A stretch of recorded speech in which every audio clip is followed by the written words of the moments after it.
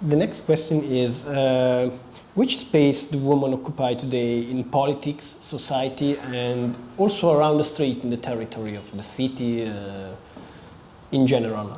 You'll find women everywhere. But is it true representation? I want to repeat. Don't worry. So you will find women everywhere, but is it a true representation? For example, women in the parliament or the political parties, are they really representing women? Or are they just submissive to men and they are following through the agenda of men and the patriarchy? So if we're talking about true and genuine representation, there is a lack of general and genuine representation of women. You'll find women in the streets, they are selling water, they are selling groceries. You'll find women who are working in civil society, who are leaders of organizations, who are coordinators of like really important spaces, whether they are international spaces and you'll always find women in educational fields. You'll always find women in medical fields. So women are working. We are really working, and especially after the Tishrin Revolution, I think, again, younger generations of women have decided that they wanted to pursue their higher education. They wanted to have a better future for themselves, again, because if we're not going to create our own future, no one is going to create it for us. But for the representation in the parliament or representation in the government, we really don't have that. If we had a true representation, the new personal amendment law wouldn't have been passed. Yeah. And around the street, how is the situation? You will find women everywhere in the street. If I take you around Karada, you will see women everywhere. And cars, working in coffee shops, working in restaurants, just walking, students. Yeah, we're everywhere.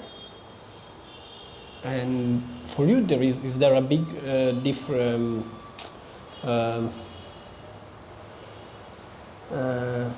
A woman in a big city like Baghdad lives better her rights than a woman that lives in the countryside outside the city?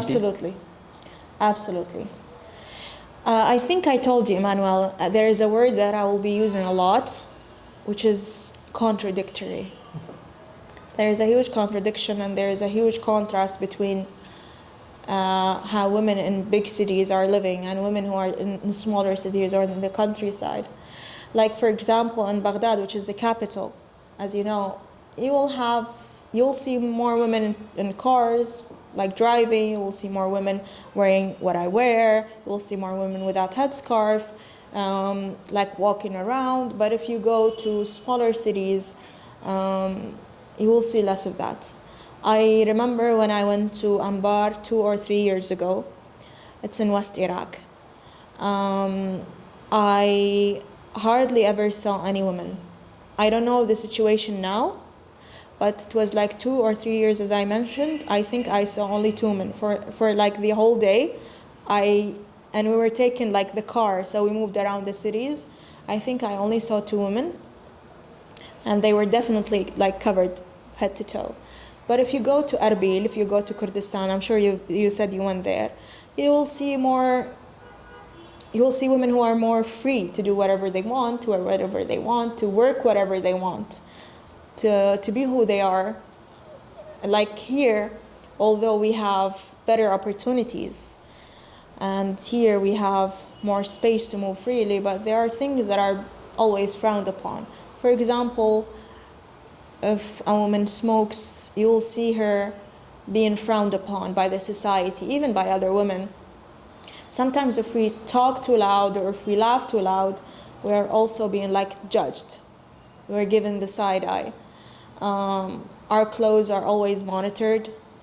And by the way, not just in like, even in Baghdad, there are small cities and local cities, and there are cities that are open-minded, and there are cities that are closed-minded, there are cities that are conservative. So even in Baghdad, it depends on the city. Sometimes you cannot wear certain outfits in certain areas in Baghdad. and you can wear whatever you want in certain areas and about that. So yeah, I mean, for the countryside or the villages, if you go there, you'll find women who are being married off at a really young age, really, really young age, from 12, 13, 14. And you'll have, sometimes at this age, you will see her has a child or two. There aren't really opportunities for her to go out to work. And if there are opportunities, they are really small. Education is not being focused on or prioritized for women at these spaces. Here you will find more opportunities for us, better, just I think more opportunities in general, let's say. Yeah, whether it was through education, like wearing whatever we want, but it's not 100% the best situation. You know what I mean? Yeah. Yeah. Okay, another question that Simone, I want to ask you, and I find it's very interesting, Okay. that in Europe a lot of people believe that women's rights and Islam are two contradictory things. It's not in my opinion. Yeah. But what would you respond to these people in Europe that believe Islam and women's rights is a contradiction?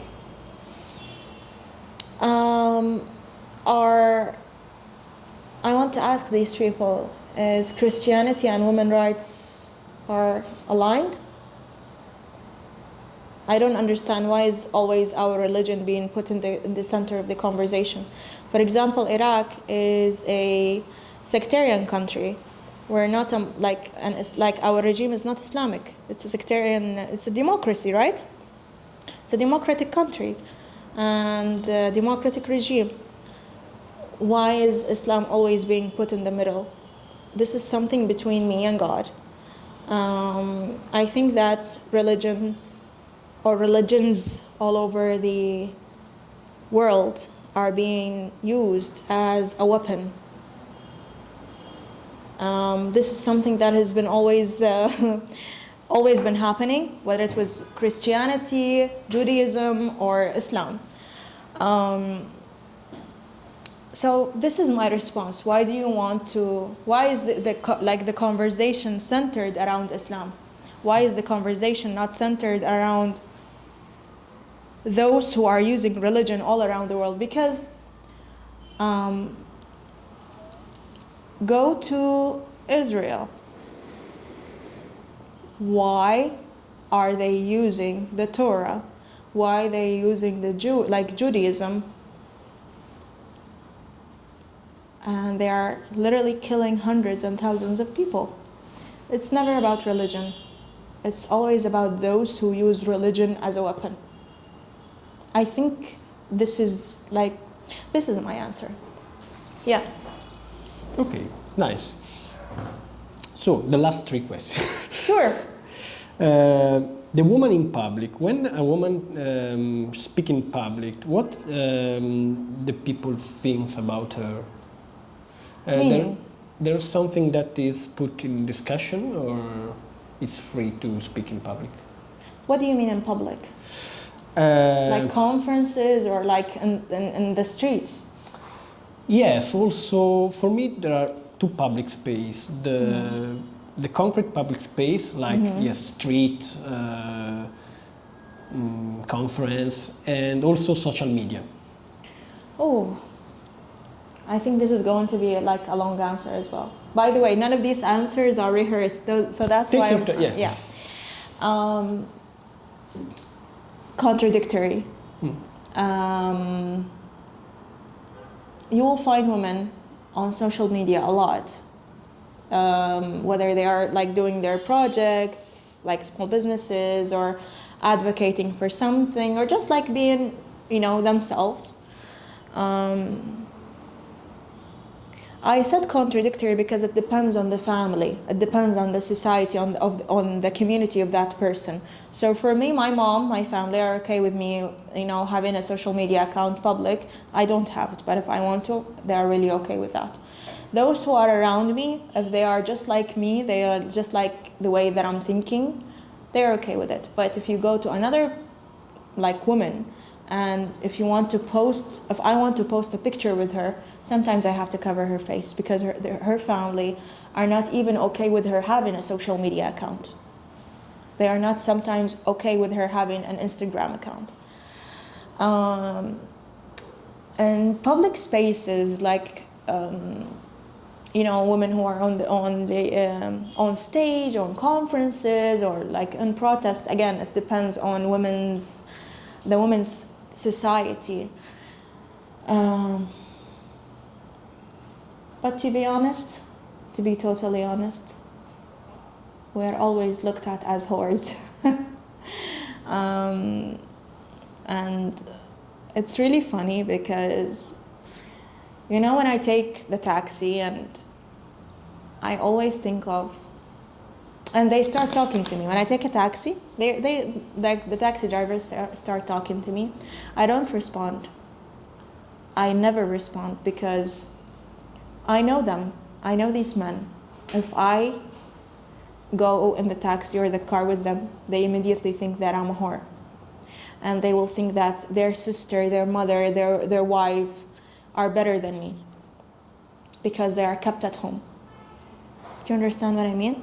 Mm-hmm. There is always this mentality of women who go out, women who are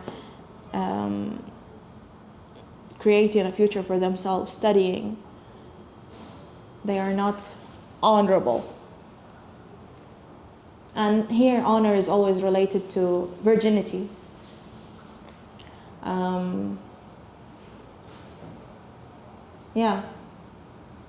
You will find this in spaces, you will find us in public places, but you will always find us being cursed at, demonized, accused of things that we are not. And that's by the majority of people, not just men, unfortunately. So negative talks about the competence, morality in families and the bodies. Yeah, we're always being looked at as bad role models. I'm using the word whore because that's how we are described. Always, this is like the ultimate. And here in this society, this is like the ultimate stigma, a whore.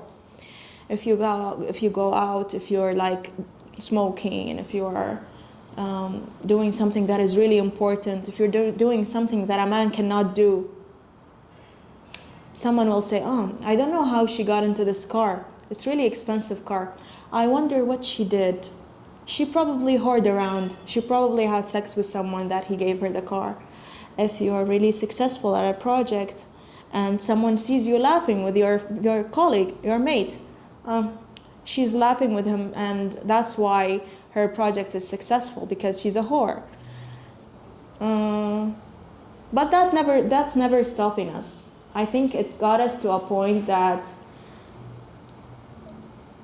we care what other people think,